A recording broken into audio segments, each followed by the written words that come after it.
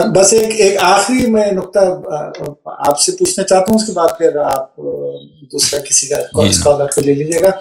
وہ یہ ہے کہ جیسا کہ میں نے اپنے شروع میں جو تمہید پیش کی تھی، تو اس میں قرآن کی کچھ آیتیں میں نے پڑھ کر بتائیں گی کہ جہاں بھی اللہ تعالیٰ نے مطلب اس طرح کا بیان کیا ہے کہ کسی کو خلیفہ مقرر کیا یا خلافت سے متعلق، تو لفظ خلیفہ کو واضح استعمال کیا. جیسے میں نے آیت پڑھی تھی، یا داؤد انا جعلنا کا خلیفہ فی الارض فاحکم بین الناس بالحق.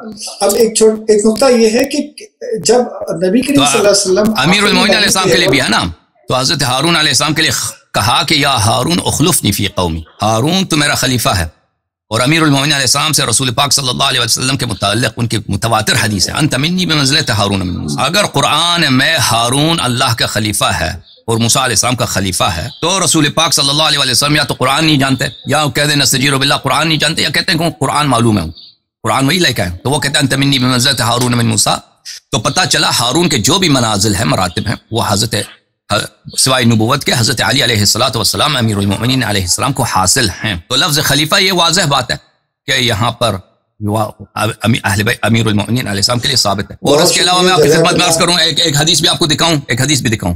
کتاب السنہ لابی بکر احمد ابن عامر ابن ابی عاصم، جزء اول، تحقیق دکتور ابن باسم ابن فیصل الجوابرہ، استاد الحدیث بکلیت اصول الدین بجامعۃ محمد ابن سعود الاسلامی الریاض. ریاض میں محمد ابن سعود یونیورسٹی میں یہ حدیث کے کالج کے پروفیسر ہیں. اچھا، یہاں پر صفحہ نمبر 799 میں حدیث نمبر 1222 ابن عباس روایت کرتے ہیں، قال رسول اللہ صلی اللہ علیہ وآلہ وسلم لعلی، رسول اللہ صلی اللہ علیہ وآلہ وسلم نے علی علیہ السلام سے فرمایا، انت منی بمنزلت ہارون من موسیٰ، آپ کی وہی منزلت ہے مجھ سے جو ہارون کو موسیٰ سے ہے، الا انک لست بنبیا، لیکن آپ نبی نہیں ہیں، وانت خلیفتی فی کل مؤمن من بعدی، اور آپ میرے خلیفہ، میرے جانشین ہیں، ہر مؤمن میں پر آپ کی خلافت ہے میری بات، آپ میرے خلیفہ ہیں ہر مؤمن میں میرے بعد.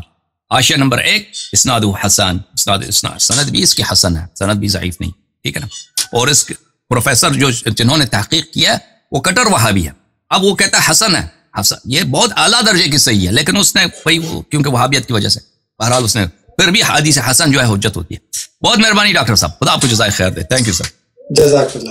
تھینک یو ڈاکٹر صاحب کا بہت شکریہ ادا کرتے ہیں کہ انہوں نے اپنے سوالات پیش کیے، اور ہم شکر گزار ہیں. خدا ان کو جزائے خیر دے، عزت دے، سلامتی دے.